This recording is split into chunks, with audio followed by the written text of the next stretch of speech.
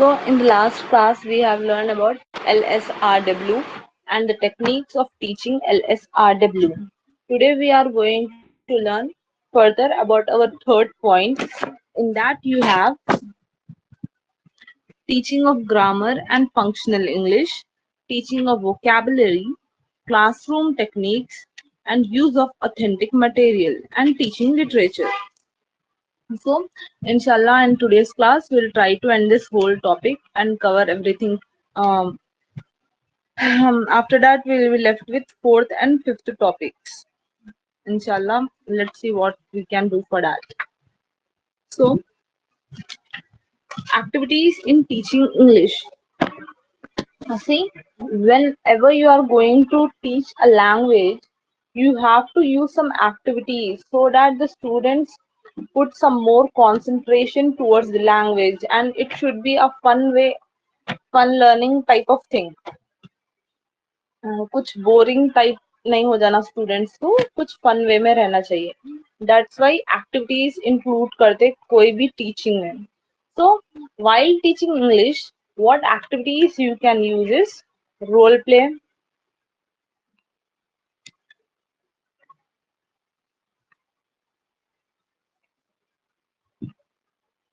situational approach,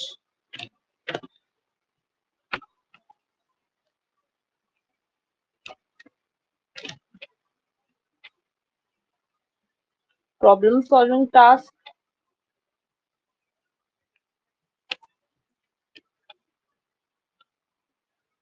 language games,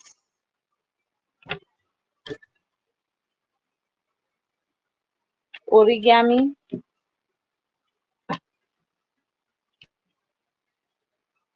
English club,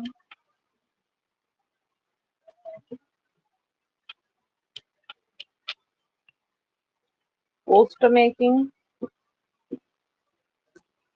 So these are the list of activities that you can use to make English as an interesting language to the students so that they can put some more interest towards learning.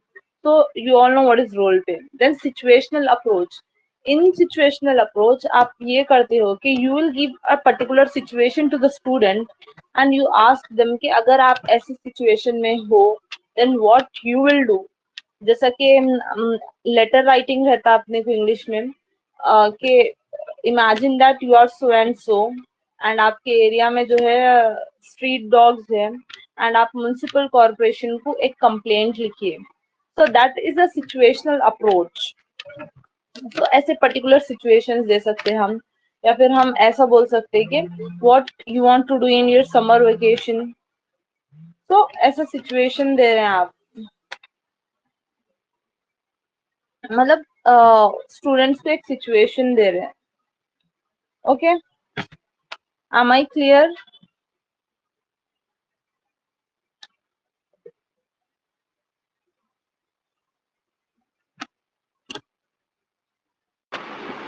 So next जो है problem solving task. अगर particular ऐसी problem रही तो उसको किस तरीके से सॉल्व करना, ये सब आप अपने स्टूडेंट्स को लैंग्वेज के टीचिंग थ्रू बता सकते हैं. Then language games. Language games में हम पर्टिकुलर इंग्लिश, अगर हम इंग्लिश पढ़ा रहे तो इंग्लिश के ही लैंग्वेज गेम्स, लाइक मैं इंग्लिश में ये बोलती हूँ and you have to decode that, इस तरीके के लैंग्वेज गेम्स खेल सकते हैं. Next is origami.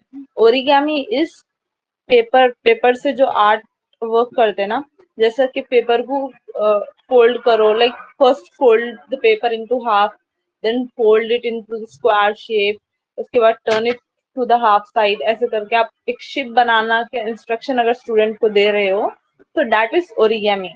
मतलब पेपर से कुछ भी आर्ट, शिप, फैन, ऐसा स्टूडेंट्स के लिए कुछ भी पेपर आर्ट जो देते, that is origami. Next is English club. So in English club, what you have to do is, एक आप अपने क्लास का इंग्लिश क्लब बना दिए अपन, उसमें you have to say कि each and everyone should have to do activities in English and they have to talk in English, otherwise they will be out of the that club. So अब उस club में different different games, different different activities आपके class के अलावा भी आप उन लोग से दूसरे एक्टिविटीज करवा सकते हैं, कुछ एक्स्ट्रा होमवर्क जैसे करवा सकते हैं, एंड एक फन वे में उन लोग को इंग्लिश पढ़ा सकते हैं. After that, poster making is also a very effective way of teaching English. उसमें हम जैसे कि हेडलाइंस हो, और पोस्टर मेकिंग इंटरेस्टिंग इसीलिए भी हो सकता है, उसमें कलर्स यूज करवा सकते स्टूडेंट्स से. तो these are the activities that you can use in while teaching English. After that, use of multimedia. See, पहले मल्टीमीडिया जो है इतना एडवांस नहीं था, तो रेडियो, टीवी, या फिर ऑडियो एड्स, या फिर विजुअल एड्स जैसे कि सीडी, डीवीडीज, ये सब यूज होते थे. लेकिन आज हम जिस जनरेशन में है, तब मल्टीमीडिया इतना एडवांस है कि we are using projectors, we are using computers, laptops, screening and everything. तो ये सब चीजों से भी आप अपने स्टूडेंट्स को और ज्यादा ग्रैब कर सकते हो उनका interest towards the class. After that, what a English teacher has to do is she should always focus on self development as a teacher of English. मतलब ऐसा नहीं है कि you have done your graduation, now you are eligible to teach. नहीं, you have to learn new things, you have to go with the flow. जो जो आपके new new generation के हिसाब से एक्टिविटीज आप सीखते जा रहे, तो तब तक आपका प्लस पॉइंट रहता.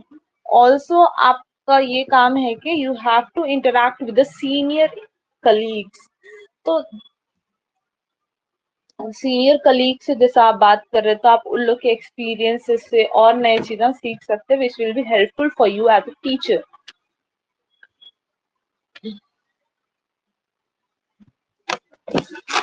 After that, planning in teaching of English. So whenever you are going to teach English, before that you have to make a complete plan. So the planning is of two types: macro and macro level planning. Macro and micro.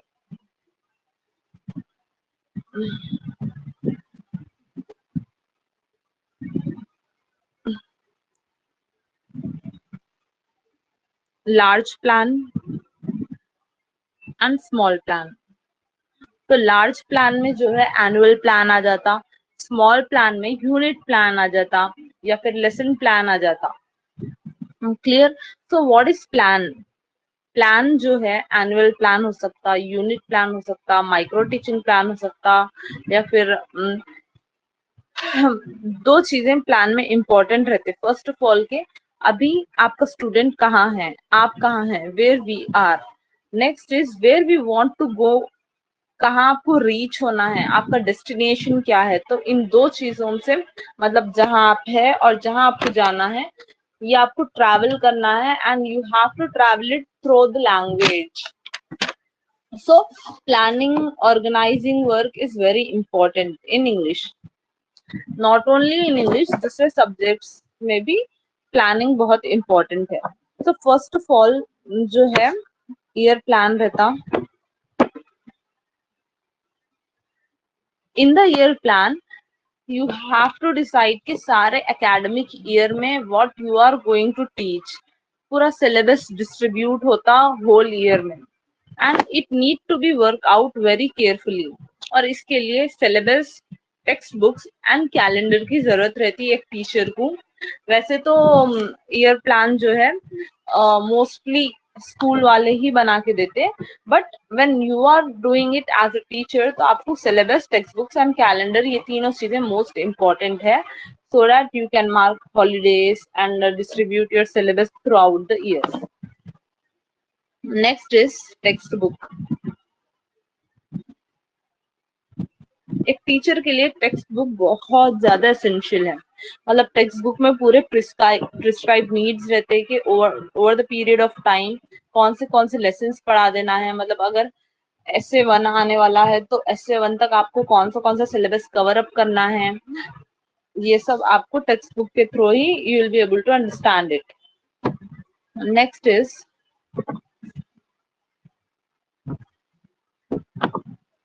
Unit plan. तो जैसे कि annual plan है वैसे ही unit plan भी है, लेकिन it is smaller in size. In unit plan, the teacher has to organize the teachings across the whole unit. एक particular unit में टीचर क्या मटेरियल यूज कर रहे हैं, क्या रिसोर्सेस यूज कर रहे हैं, एंड वो पर्टिकुलर यूनिट किस चीज से डील कर रहा, वो स्टोरी है या एस्से है या पोएम है, उसमें क्या डिफिकल्ट वर्ड्स है, उसमें क्या क्वेश्चन आंसर्स बना सकते हैं, उसमें से क्या एमसीक्यूज दे सकते हैं, उसमें से क्या फिल इन द ब्लैंक्स दे सकते हैं. That everything need to be decided in the unit plan. So unit plan के 8 इम्पोर्टेंट कंपोनेंट्स है. फर्स्ट है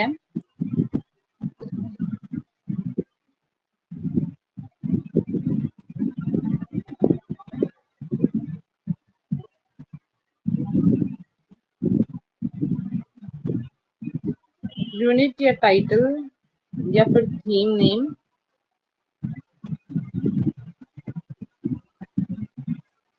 नेक्स्ट है objective of the unit.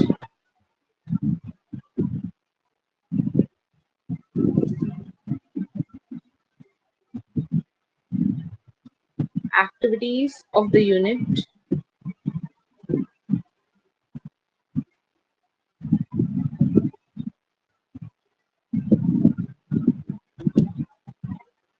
Strategies for development, for developing various skills.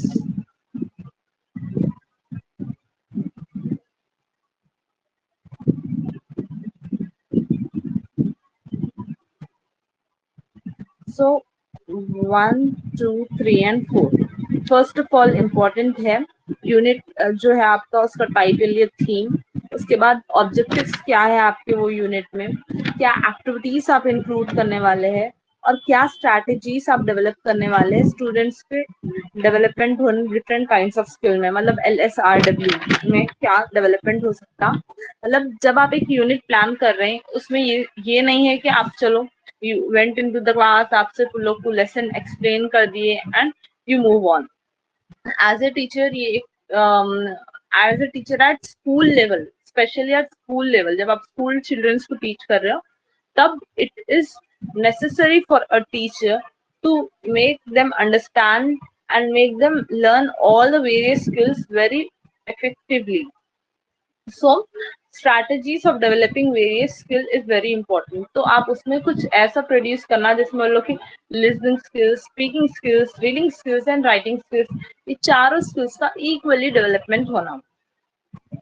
So let's move further. और four जो important components है unit plan के, let's see that. Activities for practising various skills. See जैसे कि मैं बोली, जो ये एक्टिविटीज रहते हैं उससे लोग के स्किल्स इनहांस होते हैं. तो different kinds of activities develop करना चाहिए. टीचिंग एड्स जो भी है टीचर को, जैसे कि अगर आपको कुछ चार्ट की जरूरत है, कोई मैप की जरूरत है, या फिर कोई ऑडियो विजुअल एड की जरूरत है, तो you have to use that. After that, test and assignment that should be related to the unit.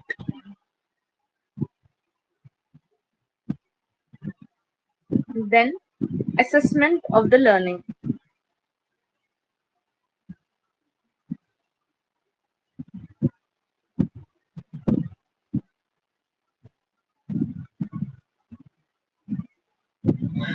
जब आप टीचिंग एड्स भी बता दिए, उसके बाद टेस्ट या असेसमेंट भी ले लिए रिलेटेड टू द यूनिट, उसके बाद पूरा एक स्टूडेंट का ओवरऑल असेसमेंट लेना चाहिए कि how far the student has learned.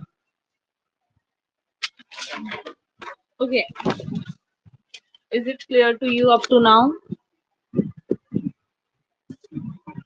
Now let's see कि टेक्निक्स क्या है, स्ट्रक्चर क्या है वोकैबुलरी ग्रामर सीखने का. So the scope and nature of English grammar. Grammar मतलब rules. Okay,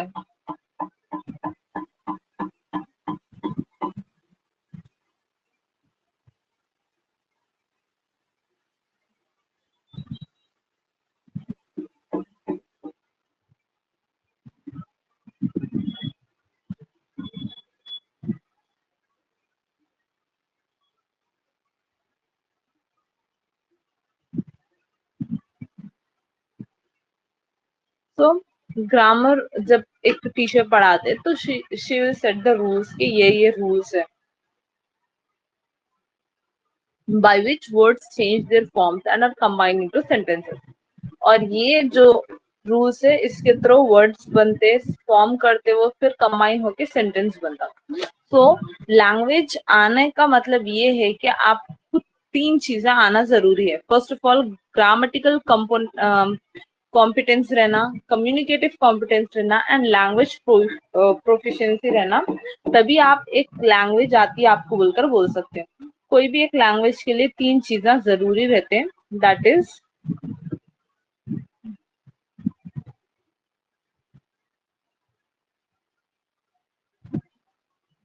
grammar competence, communication competence,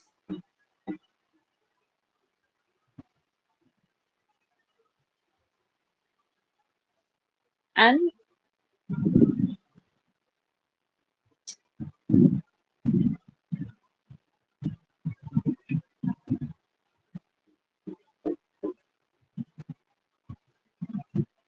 grammar competence, communication competence and language proficiency. So grammar competence क्या है?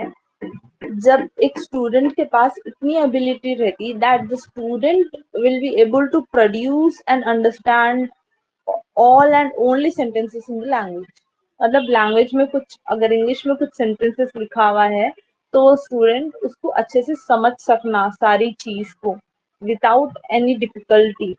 तो वो स्टूडेंट की ग्रामर कॉम्पिटेंस अच्छी है बोलकर हम आइडिया लगा सकते हैं. Next is communicative competence. मतलब स्टूडेंट के पास इतनी एबिलिटी रहना so that the student can use the right language at the right time and provide us a social standing.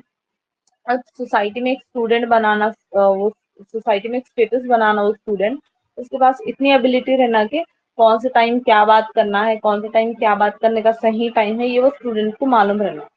जैसे कि अगर आप कोई फंक्शन में चले गए वहां पर आप कुछ सैड चीज बोलकर रोना नहीं शुरू कर सकते. You have to be like when you are going to an occasion तो वो occasion के हिसाब से you have to set out your mood and you have to talk related to that situation. तो वो situation देख के किस तरीके से बात कर सकते हैं ये सब उसको पता होना चाहिए स्टूडेंट को. कौन से पर्टिकुलर इवेंट पे कौन सी पर्टिकुलर बात करना चाहिए. Next is language proficiency. So ये लैंग्वेज प्रोफिशिएंसी क्या है? जब एक स्टूडेंट को grammar competency and communication competence दोनों आ जाता, मतलब इन दोनों को जब ऐड करते तब बनता लैंग्वेज प्रोफिशिएंसी. तो ये दोनों चीजें जब एक स्टूडेंट को आ जाते तब एक स्टूडेंट को लैंग्वेज अच्छे से आ जाती. सो अब क्यों ग्रामर पढ़ना इतना जरूरी है? So both US and Britain दोनों भी जो है ग्रामर को अपनी टीचिंग का एक पार्ट इंट्रोड्यूस करे.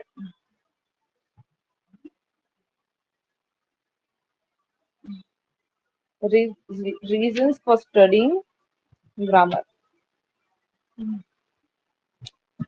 तो इन लोग बोले कि साउंड आर्ग्यूमेंट्स जो रहते थे हर कंट्री का अपना खुद अलग एक प्रोनाउंसिएशन रहता जो अपने से डिफरेंट है. हम इंडियंस का इंग्लिश में इतना अच्छा प्रोनाउंसिएशन नहीं रहता जितना ब्रिटिशर्स का रहता, जितना अमेरिकन का रहता. एंड ये नहीं है कि ब्रिटिशर्स एंड अमेरिकन का स्लैंग अलग है, बोलने का तरीका मतलब सेम है. Even though both are English speaking countries, लेकिन कई सारे वर्ड्स ऐसे हैं कि वो दोनों कंट्रीज अलग अलग यूज करते हैं अलग अलग सिचुएशंस में. और एक ही वर्ड का प्रोनाउंसिएशन अलग अलग है. एज हम इंडियंस है कहीं ना कहीं हम कितना भी अच्छे से इंग्लिश बात कर लो जो हमारा मदर टंग का स्लैंग रहता ना उससे पता चल जाता कि हमारी एक्चुअल मदर टंग क्या है. We don't actually belong to the English speaking country. ये हमारे बात करने के तरीके से पता चल जाता है. सो वो चीज को हटाने के लिए प्रैक्टिस करना, ग्रामर सीखना जरूरी है.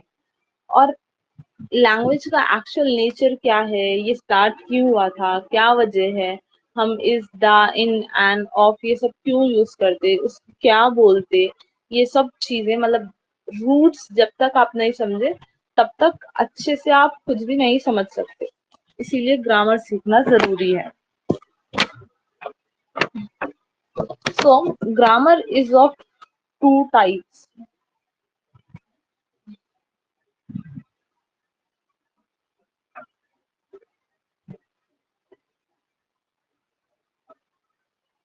First is prescriptive, next is descriptive.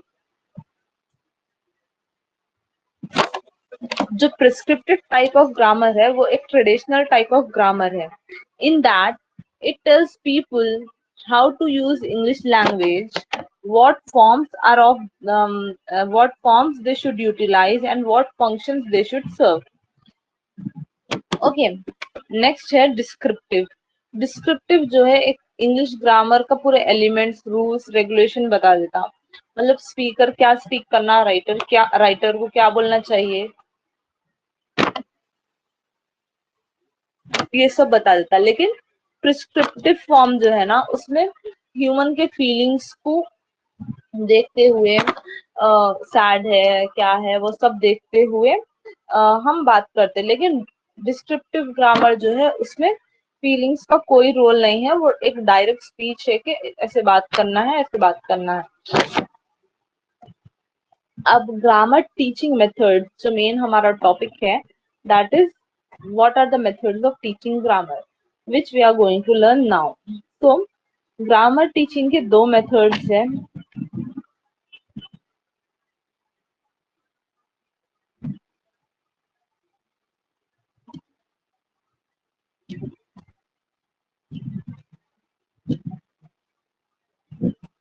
First है deductive method,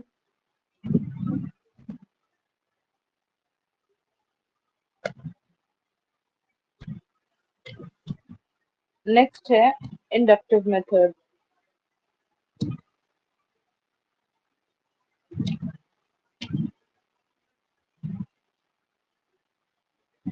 okay,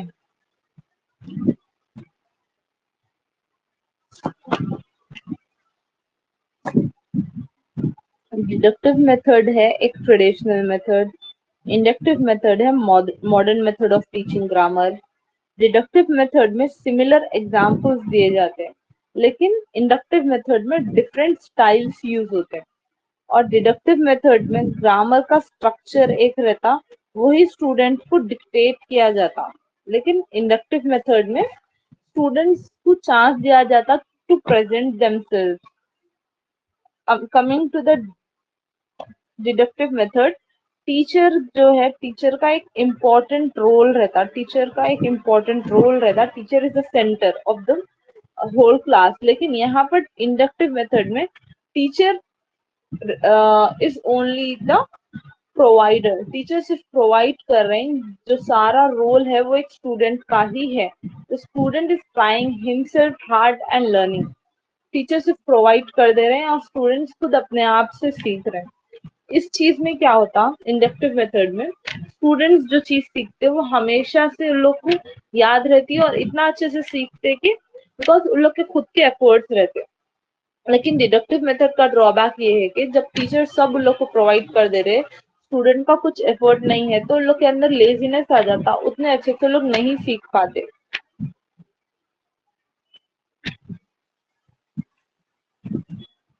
deductive method में teacher is responsible for everything, लेकिन इंडक्टिव मेथड में स्टूडेंट्स एंड टीचर्स दोनों रेस्पॉन्सिबल रहते हैं।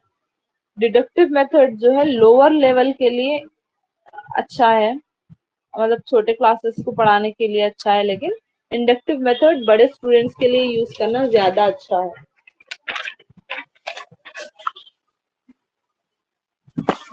नेक्स्ट इज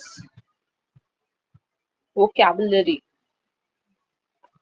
तो अपन लास्ट क्लास या फिर हमारी फर्स्ट क्लास में देखे थे कि 1953 में माइकल वेस्ट जो है एक वेस्ट 1953 बोलकर एक बुक पब्लिश करे थे, जिसमें 2000 वर्ड्स थे। That book comprise of 2000 words.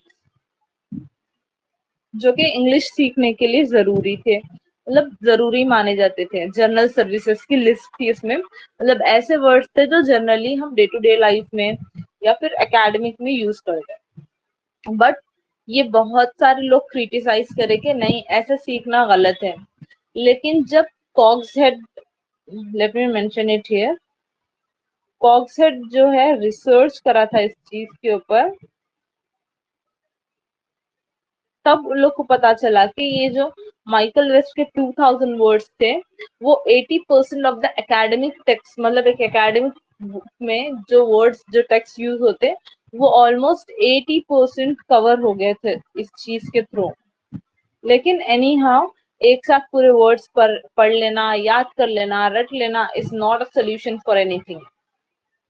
So coming to the method, there are two types of words. Okay, first रहता स्ट्रक्चरल वर्ड, दूसरा रहता कंटेंट। जो स्ट्रक्चरल वर्ड है उसमें आते articles, pronoun, helping verb, grammar, connection. लेकिन जो कंटेंट है उसमें आता non, adjective, adverb. Nearly 12 lakhs, nearly 12 lakh words रहते कंटेंट में। ओके, जिसके थ्रू आप एक लैंग्वेज सीख सकते हो। अब let us come to our main topic, our main concern, that is the technique of teaching vocabulary. So, there are two ways of teaching vocabulary. First is using real objects. Next is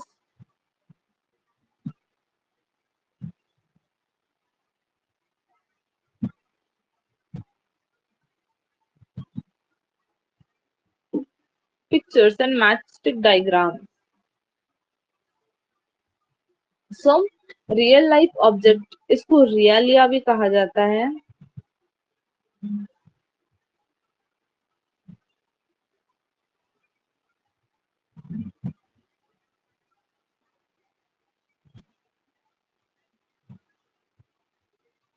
जैसा कि comb, key, handbag, pocket, belt, bangle, towel, chair, keyboard, जो भी चीजें real life में हमारे पास currently present है, वो चीजों के नाम हम बच्चों को बोलते थे। वी कैन से कि can you please pass me the chair, ऐसे बोल के हम लोग को बता सकते। तो the student will able to learn कि अच्छा, this is the chair and this is used for sitting on it. तो इस तरीके से रियल लाइफ ऑब्जेक्ट्स हम लोग को बता के सिखा सकते हैं वोकैबुलरी। इसमें क्या होता है, डे बाय डे वो लोग न्यू वर्ड सीखते हैं। Vocabulary is a collection of words. See, you, me, we all have a vocabulary fix in our mind since our childhood. उसमें हम बचपन से सीखते सीखते सीखते हुए आ रहे हैं कुछ ना कुछ, और हमारे माइंड में इतने सारे वर्ड्स जमा हो गए। अब ये वर्ड्स को जब तक हम यूज नहीं करें तब तक क्या होता है, वो फेड होते जाते हैं और कहीं ना कहीं हम उस चीजों को भूलते जाते हैं। तो ऐसा नहीं होने के लिए हमको वो वर्ड्स को रिकॉल करना, रीयूज करना जरूरी है। Even though you have educated, you are educated a lot, काफी सारे आपके पास डिग्रीज है, लेकिन तब तक आप उसको रियल लाइफ में यूज नहीं करेंगे तब तक it is of no use. So दूसरा और एक तरीका ये है कि वोकैबुलरी मतलब वर्ड्स इंक्रीज करने का स्टूडेंट्स के पास, पिक्चर या फिर मैच स्टिक से डायग्राम्स बनाना। जैसे कि different animal pictures, flower, vegetables, fruit, ये वैरायटी ऑफ व्हीकल या फिर हाउस होल्ड आर्टिकल या बॉडी पार्ट के जो चार्ट्स आते हैं ना, हम उसके थ्रू स्टूडेंट्स को बता सकते हैं कि ये चीज है, see this is your hand, this is your nose, this is lips, years, eyes. ये सब हम लोग को बता के उन लोग के वोकैबुलरी इंक्रीज कर सकते हैं। तो this is it for today's class. अगर किसी को कुछ भी डाउट है तो please ask me, I clear it out.